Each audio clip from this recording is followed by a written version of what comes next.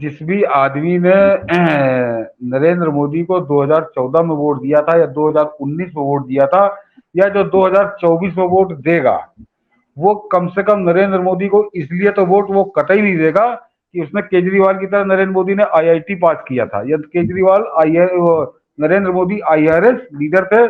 नरेंद्र मोदी को जिन उम्मीदों से, जिन आशाओं के साथ लोगों ने वोट दिया था, उन पर वो वही वाली बात है कि 90% नंबर के साथ पास हो रहे हैं। और 2014 में भी पास हुए, 2019 में भी पास हुए और 2024 में भी पास होंगे। तो अब वो उसके बाद का जो मामला है वो वही मैंने कहा कि जितनी बातें अभी हम लोगों ने कही है, इसका नरेंद्र मोदी से कोई लेना देना कतई नहीं है, समझ लीजिए। ये उनके बाद की लड़ाई है कि कौन आएगा। तो मैंने कहा कि आज की तारीख में बहुत साफ है कि योगी के सामने अमित शाह कहीं ठहर नहीं रहे, कोई मुकाबला नहीं। जबरदस्ती दिल्ली के कुछ दलाल लगे हुए हैं, ये नाम नहीं लूंगा उनका, वो भी किसी चैनलों के संपादक हैं, वो आके किस तरह से मैनेज करते हैं, लेकिन ये मैनेजमेंट चलता नहीं है। ये बात अभी मनीष जी ने बहुत बढ़िया तरीके से कही कि 2014 में नरेंद्र मोदी को न मुरली मनोहर जोशी चाह रहे थे, न आडवाणी चाह रहे थे, न राजनाथ सिंह चाह रहे थे, न गडकरी चाह रहे थे और न संघ चाह रहा था। बिल्कुल मनीष जी ये भी जान रहे हैं।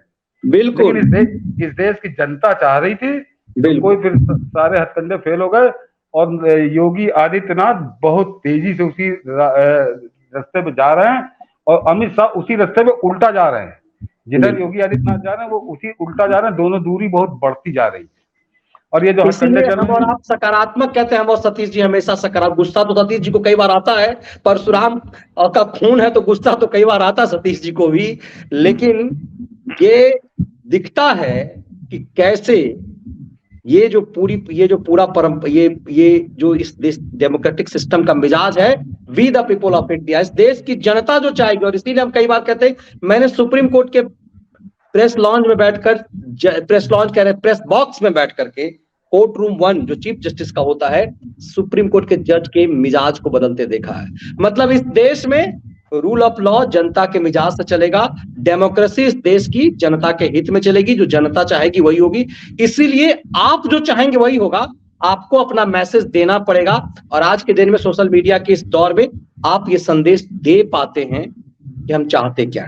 जैसे हम लोगों ने क्लियर किया, 2013 में आडवाणी नाराज थे, मुरली मनोहर जोशी नाराज, से बार बार कहे जाने की जरूरत है। संघ अभी पसंद नहीं कर रहा था, लेकिन इस देश की जनता ने जो मोदी मोदी करना शुरू किया कि हमें मोदी जैसा नेता ही चाहिए।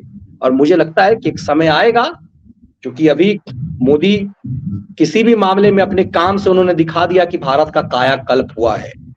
हमारे देश के पास जो कुछ भी जो हमारे लिए कल्पना से परे था, वो चीजें हुई हैं, लेकिन भविष्य भी तो दिखना चाहिए।